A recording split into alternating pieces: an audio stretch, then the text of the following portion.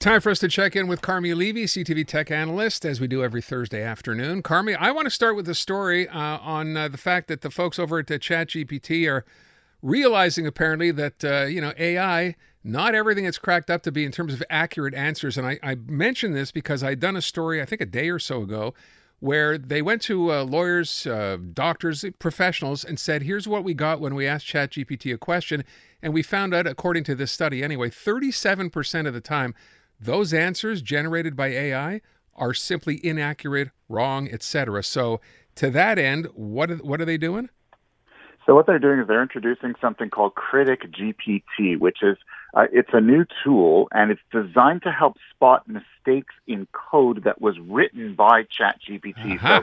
So ChatGPT, of course, is used for a lot of things. One of the things that it does is it can create code, like software development, and a lot of software developers use it kind of as a bit of a crutch to sort of automate the process of coding, of programming. But unfortunately, then you have to take that code and you have to review it. You have to go through it and make sure that it's okay. Turns out ChatGPT, not very good at coding, also introduces lots of errors. We know that this is a tool that lies, it hallucinates, it goes rogue, it does all sorts of things. That study, no surprise, Google has its own chatbot, Gemini, and when they introduced it, it generated headlines because they were telling people that rocks were a health food, so go ahead and eat them. And if the toppings are slipping off your pizza, you should use super glue to keep them down. Yeah. So we know this isn't perfect technology. So what ChatGPT does is they introduce their own tool to make sure that their other tool works properly. The interesting thing here is they're finding that the tool still isn't good enough and that it still works better when you have a human checking CriticGPT. In other words, ChatGPT introduced a tool that was imperfect. You still need humans in the loop because the technology still isn't quite there yet. We shouldn't be trusting it, not for diagnoses, not for financial advice, and certainly not for software development. Can I ask you, so someone who's in this every day, as far as AI goes, what's the best thing you've seen AI do? Diagnose diseases that were previously not diagnosable. So, one perfect example is Alzheimer's. Up until now, diagnostics of Alzheimer's, in other words, saying definitively you have Alzheimer's, has taken so long and has been such a ponderous process that by the time we get that diagnosis, it's far too late to actually do anything about it.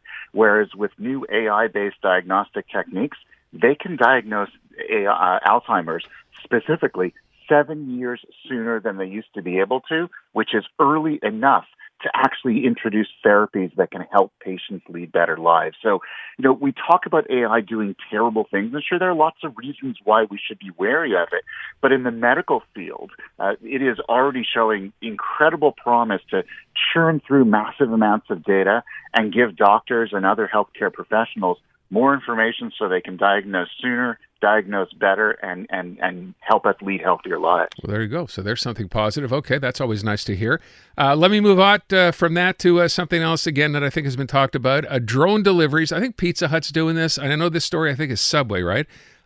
Trying to deliver by drone. What happened? This happened in Florida. Walmart was trying to deliver by a drone, okay. And someone came across it, felt that they were spying on him, and so what did he do? He pulled out a shotgun, of course he and did. He shot it down. he thought it was watching him. He's a 72-year-old man from Claremont, Florida. He was arrested by police. He was booked.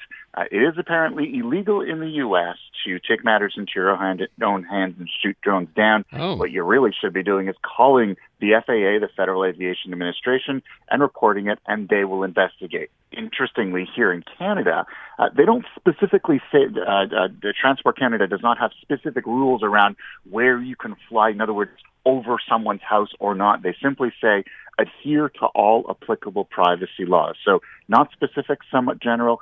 Thankfully, we're not shooting drones down with shotguns here in Canada, but I'm guessing it's only a matter of time before it happens here too. I'm wondering, so companies have been trying to roll this out in test markets, I guess, across different parts of the U.S. Do you see this ultimately being viable? I think so. I think obviously there are a lot of questions that need to be answered. So how do you control all of these devices in local airspace so they don't smack into each other? How do you integrate it with existing commercial traffic? How do you control flights around airports and heliports, for example? We know there are restrictions on drone flights there now. So Transport Canada is working with all stakeholders right now. They are holding discussions, and this has gone on for years, to figure out what those rules should look like. Meanwhile, companies like Walmart and Amazon and Pizza Hut and others are piloting programs both in Canada as well as the U.S., local pilots, to make sure that it works on a small scale. And so as the technology gets refined and as the rules are developed, we're probably going to see more of these flying overhead, delivering things that would normally be delivered in a white van. So, is it an option? Sure. Is it something we should keep our eye on? Absolutely, because nobody wants these things dropping out of the sky while they're walking the dog. Okay, let me move on to the next story while we still have a minute here. So this is interesting. This is in the U.S. The state of Michigan building what is considered or called the nation's first smart highway. I'm almost afraid to ask, what's a smart highway? It's a highway with poles placed every 200 meters. There are sensors on it, computing pods, communication information, even cameras. They monitor the roadway. They analyze all of that data with AI and machine learning algorithms, looking for hazardous driving conditions. And then they use that information to send alerts out to the Department of Transportation as well as drivers who are in their connected cars. So you will know in advance that there's something on the road, that there's a detour, that your navigation needs to be updated. It can prevent accidents, it can speed up traffic, and it can basically make our roads safer. They're piloting it on a 5-kilometer stretch just outside Detroit near Ann Arbor, and the plan is to get that up to about 70 kilometers over the next few years, and then develop the technology so they can roll it out nationwide. Wow. Okay. Well, which sounds kind of interesting. I wonder whatever happened to those roads. I remember when they first developed EVs, Carmi, right? There was some road developed or part of a road somewhere where you would drive on it, and as you're driving, it would charge your car. Yeah, Norway had a pilot program for that, and that was launched a couple of years ago. They are evaluating the data from it.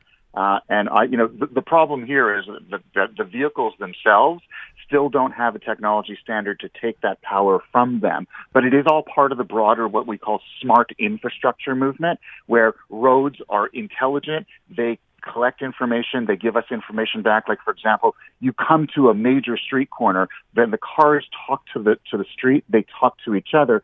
So you would know in advance that as you're approaching that green light, there's another car that isn't going to be stopping at the red light, and your car comes to an automatic stop and saves an accident. This stuff is going to save lives. Wow. Okay. And last thing for today, AI-generated Al Michaels. For people who know sports, Al Michaels has been doing sports forever. He's not doing the Paris Summer Olympic Games, rather, but his AI-generated voice is? How's this going to work? Yeah, he's doing the Your Daily Olympic Recap on NBC's Peacock streaming service, but I'm expecting to see this on the main NBC network as well. We're going to be able to see this in Canada, basically the daily summaries of what's going on. They used his footage from all his years of being on TV to train an AI bot to look and sound exactly like him so that he will read the report much like a sportscaster would, but it's not real Al Michaels, it's AI-generated Al Michaels, and in all honesty, this is completely creepy. He admitted, he said he thinks it's really neat, but it feels a little bit weird to him. I'm thinking he's 79 years old. They have tried to push him off the air for years. His employer told him that they're doing it, and he's afraid for his job. This is yet another sign of AI pushing in places where it probably shouldn't go. Let's stick to Alzheimer's. Let's have humans read us the Olympic sports news. Oh, I didn't know they've been... Well, okay, then again, you're on this story. I just assumed this is something you thought would be kind of fun, but you're suggesting there's a deeper motive here. There is, especially based on, having, Al Michaels he's one of those sportscasters who I've followed almost my entire life. And he tried to model a lot of my work after his. So I followed his trajectory, and he really hasn't had a good few years. Faced a lot of ageism in the industry, and I kind of wonder, does he feel like he even has a choice here, or in order to keep his job, he kind of had to say yes? And I worry that this is an example of using technology to sort of push people in the workplace to do things they're probably not comfortable doing. This may be an early, high-profile example of that, and it's something we definitely want to watch. I mean, it seems cool, but I think there's a bit of a dark side going on here, too. Look at you. Carmi, thank you. Always appreciate it. Thanks so much.